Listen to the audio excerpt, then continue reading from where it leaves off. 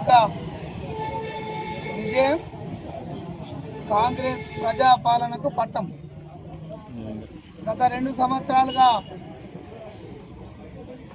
రాష్ట్ర ముఖ్యమంత్రి రేవంత్ రెడ్డి గారి నాయకత్వంలో ఏర్పడినటువంటి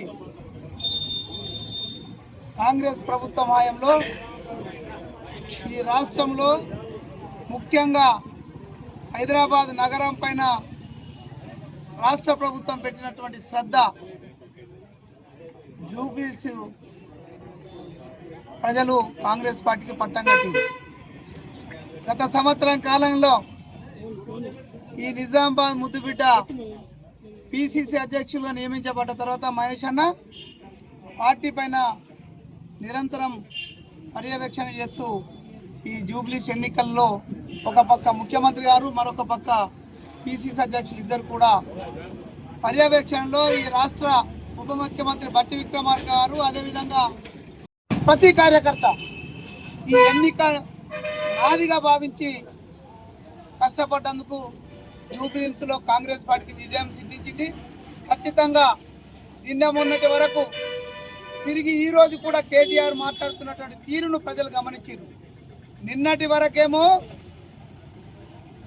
ఈ ఎన్నిక కాంగ్రెస్ పార్టీ పాలనకు రెఫరెండం అన్నటువంటి కేటీఆర్ ఈరోజేమో మళ్ళీ కాంగ్రెస్ పార్టీ అక్రమాలకు పాల్పడ్డదనే మాట మాట్లాడుతున్న తీరును ప్రజలు గమనిస్తున్నారు.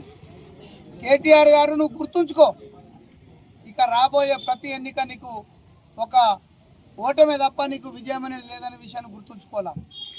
నీ అహంకారం, నీ తెలివి తక్కువతనం, నీ బుద్ధి లేని తత్వము, నీకు ఎగిరిసిపడే గుణం, ఇవన్నీ కూడా ఈ ఉప ఎన్నిక ఓటమికి, జూబ్లీస్ ఎన్నికల్లో ఓటమికి కారణం.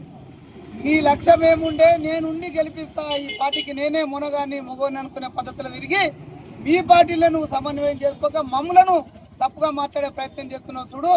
ఇది నీ దరిద్రపైన అలవాటుకి ఇది ఒక నిదర్శనం. ఖచ్చితంగా కేటీఆర్ మా రాష్ట్ర ముఖ్యమంత్రి గారు చెప్పినట్టు ఇక టీఆర్ఎస్ పార్టీది గతమే తప్ప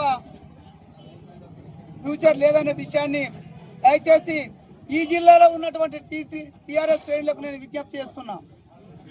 అసలు భవిష్యత్తులో ఏమైతే తెలియని ఆ పార్టీలో ఉండి మీ లైఫ్ను ఖరాబ్ చేసుకోవడం కంటే వాస్తవాలు గ్రహించి రేపటి నుంచి ప్రభుత్వంలో చేస్తున్నటువంటి సంక్షేమాలు అభివృద్ధికి సహకరిస్తూ ముందుకెళ్లాల్సిందిగా టీఆర్ఎస్ శ్రేణులకు కూడా విజ్ఞప్తి చేస్తున్నా.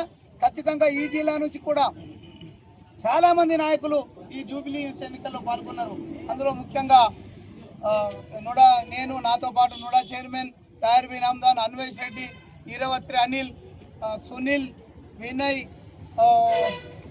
షబీర్ అలీ గారు, పెద్దోళ్ళు సుదర్శన్ రెడ్డి గారు, షబీర్ అలీ గారు, భూపతి రెడ్డి గారు, ఇట్లా అంటే చాలామంది ఈ అన్ని నియోజకవర్గాల కార్యకర్తలు, ముఖ్యంగా అంటే ప్రతి నియోజకవర్గంలో ఉన్నటువంటి కార్యకర్తలు కూడా పాల్గొన్నారు. అంటే మాకు నిజంగా సంతృప్తినిచ్చింది.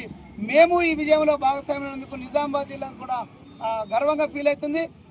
ఈ కార్యక్రమంలో విజయంలో పాల్పంచుకున్నటువంటి జిల్లాకు చెందినటువంటి పాల్గొన్న ప్రతి కార్యకర్తకు జిల్లా కాంగ్రెస్ పార్టీ పక్షాన ధన్యవాదాలు తెలియజేస్తున్నాం.